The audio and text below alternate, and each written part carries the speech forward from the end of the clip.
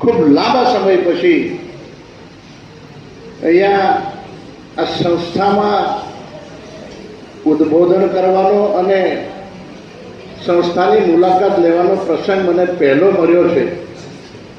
એટલા માટે વિદાય લેતા આચાર્ય શ્રી રણજીતસિંહ ડામોર સાહેબનો ખૂબ આભાર માનું અને એની પછી અનિરુદ્ધભાઈનો માનું, કેમકે અનિરુદ્ધભાઈના અધ્યક્ષ સ્થાને આ સંસ્થાનો વહીવટ ચાલે છે અને તેમની સંસ્થામાં એક ભૂતપૂર્વ વિદ્યાર્થી તરીકે અમને સન્માનિત કરીને આપની વચ્ચે બોલાવ્યો છે. તે બદલ તેમનો અને સંસ્થા પરિવારનો તકે ખૂબ ખૂબ આભાર માનું છું. રણજીતસિંહ ડામોર સાહેબ 21 વર્ષ જેટલો સમય આ છોટાઉદેપુરની ધરતી પર ઓરસંગ નદીના કિનારે પ્રિન્સિપાલ તરીકે અમારા આદિવાસી વિસ્તારના વાલા વિદ્યાર્થી ભાઈઓ બહેનો ને લાંબા સમય સુધી સંસ્કારોનું સિંચન કરી અલગ અલગ વિભાગોમાં અલગ અલગ જગ્યાએ સેવા કરવાની અને કોલેજો કરવાની જે તક આપી છે અને અમારા શિક્ષણ જગતની અંદર સમાજ સુધારણામાં તેઓનો ખૂબ સિંહ ફાળો છે. અને એવા આચાર્યશ્રી આપણી વચ્ચેથી આ સંસ્થામાંથી વિદાય લઈ રહ્યા છે. તેઓનું ખૂબ સારું ભવિષ્ય, દીર્ઘાયુષ્ય અને નિરોગીમય પાછલું જીવન જીવે એવી મારા તરફથી અંતઃકરણપૂર્વક આભારની લાગણી પણ વ્યક્ત કરું, આશા વ્યક્ત કરું છું. અને શિક્ષણ જગતમાંથી રિટાયર થાય છે પણ એમનું લાઈફ જો એવું ને એવું જ ખૂબ સરળ રીતે સારી રીતે ચાલે એવી શુભ ભાવના પણ રાખું છું. આપ સૌ જાણો છો, અહીંયા મારું ભૂતપૂર્વ વિદ્યાર્થી તરીકે સન્માન કર્યું છે, પણ એનો ઇતિહાસ આગળનો કહું કે મારે આજે 71-72 વર્ષ મારું રનિંગ ચાલે છે. હું આ સંસ્થાનો ભૂતપૂર્વ વિદ્યાર્થી છું, ગેલવાટનો, પણ હું 50 વર્ષ સેવા મંડળનો પહેલો વિદ્યાર્થી ગેલવાટની કરતા જોડનો છું.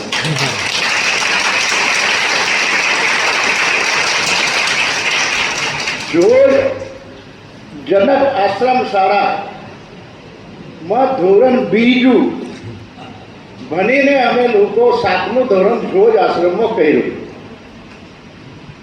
અને જોજ આશ્રમમાં 7મું ધોરણ થયા બાદ 8મા ધોરણમાં પછી અમે લોકો SF હાઈસ્કૂલમાં એડમિશન લીધા. દિવેટિયા સાહેબ એ જમાનામાં પ્રિન્સિપાલ, બહુ સ્ટ્રોંગ અને 6.5 ફૂટ લાંબો. એ દિવેટિયા સાહેબની હાઈસ્કૂલમાં એડમિશન લીધા બાદ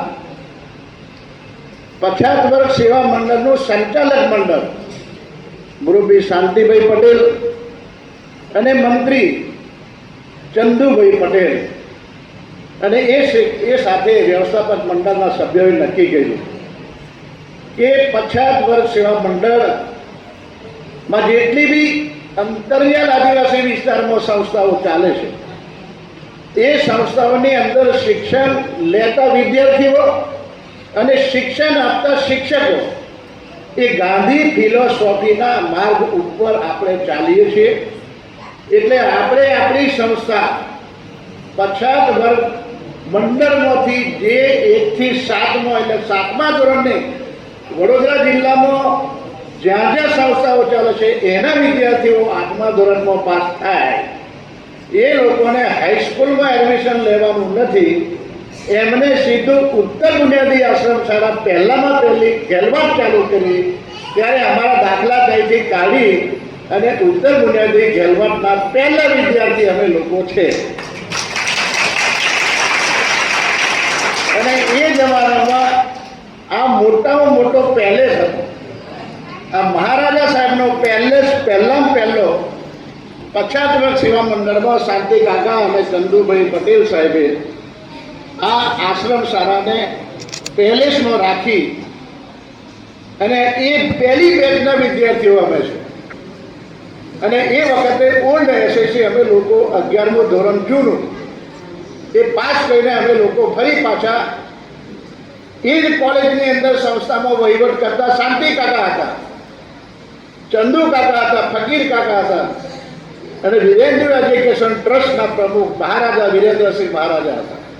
એમાં અમે લોકો BA વિથ ઇંગ્લિશ કરી ફરી પાછા ગાંધી વિદ્યાપીઠમાં જતા રહ્યા અને ગુજરાત વિદ્યાપીઠની અંદર હું MSW master of social welfare કરી અને ત્યાં અમે લોકો માસ્ટર ડિગ્રી પ્રાપ્ત કરી. ત્યાર પછી થોડો સમય મને નોકરી કરવાનો મોકો મળ્યો અને છેલ્લે પ્રોજેક્ટની અંદર ટ્રાઇબલ પ્રોજેક્ટ મેનેજર તરીકે રિટાયર થઈ અને સીધા રાજકારણમાં ગયા. એટલે આ સંસ્થાની અંદર અમને જે કંઈ શિક્ષણ મળ્યું એ વખતના અમારા આચાર્ય અને અમારા ગુરુજીઓ અમને જે બનાવી ગણાવીને ખૂબ ઊંચી પોસ્ટ પર મોકલ્યા. ભારત સરકારમાં 5 ટર્મ અને 1 ટર્મ રાજ્યસભા 6 ટર્મ રહ્યા. રેલવેના રાજ્ય કક્ષાના મંત્રી 2004 થી 2009 રહ્યા. અને એવી રીતે આ સંસ્થાનું જે શિક્ષણ મને મળ્યું અને એ શિક્ષણ પછાત વર્ગ સેવા મંડળ સંચાલિત સંસ્થાઓમાંથી જે વિદ્યાર્થીઓને ઉચ્ચ પોસ્ટ ઉપર જવાનો જે મોકો મળ્યો એ પછાત વર્ગ સેવા મંડળ ન હોત તો અમે લોકો કદાચ આ ભણીને ત્યાં દિલ્હી સુધી પહોંચ્યા ના હોત. એટલે અમે લોકો નીચે બેઠેલા બાળકો છે એ નીચે બેઠેલા બાળકોમાંથી આવા ડામોર સાહેબ જેવા, મુકેશભાઈ પટેલ સાહેબ જેવા જે શિક્ષકો સારામાં સારું શિક્ષણ આપી અને ત્યાંથી મને ખસેડીને અહીંયા સ્ટેજ ઉપર બેસાડવાનું જે કામ કર્યું છે એ જિંદગીમાં ભૂલાય એવું કામ નથી. રણજીતસિંહ ડામોર સાહેબને, મુકેશભાઈ પટેલ સાહેબને અને અહીંયા બેઠેલા જે ભૂતપૂર્વ આચાર્યો છે એ તમામનો ખૂબ મોટો સહયોગ છે. અને એમને આપેલા પાઠ અને શિક્ષણ અને સંસ્કારોને લીધે આ સ્ટેજ ઉપર બેસવાનો મોકો ગુરુજી વગર કોઈ નહીં આપી શકે એવા ગુરુજીની આજે આપણે અહીંયા વિદાય કરી રહ્યા છે.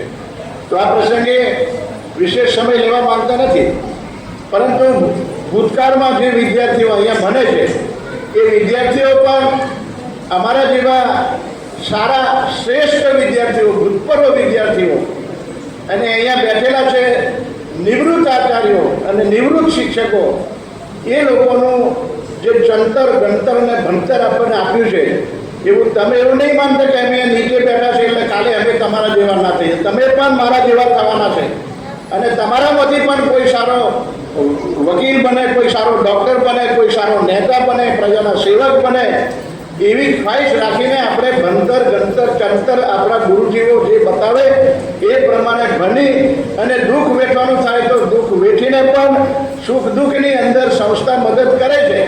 પણ આપણે પોતાની કાળજી આગળ ભણીને જવાની તૈયારી આપણી માનસિક રીતે હોવી જોઈએ. કેમ કે અમે લોકો જે દિવસે જોડ આશ્રમમાં ભણ્યા એ વખતે આશ્રમ શાળામાં લાઇટ પણ નહોતી. આશ્રમ શાળામાં લાઇટ નહીં, અમે ફાનસથી ભણેલા અને દરેક આશ્રમ શાળાની અંદર સફાઈ કામગીરી રાખેલી. એ ફાનસના ગોળા રોજ સાંજે સાફ કરી અને સવારમાં પછી એનાથી સરકાવીને વાંચવાનું કે રાતે વાંચવાનું. તો એ સમય એવો હતો. આજે તો ઘણી બધી સુખ સુવિધા સંસ્થા તરફથી મળે છે, તો એનો પૂરેપૂરો લાભ લઈ અને આપણી કારકિર્દી આગળ લઈ જવા માટેની કોશિશ કરશો એવી આ તકે અભ્યર્થના રાખું છું.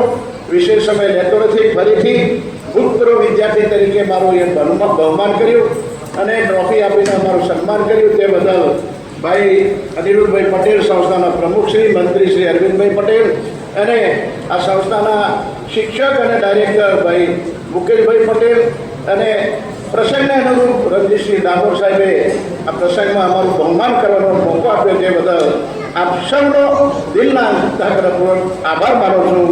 જય હિન્દ.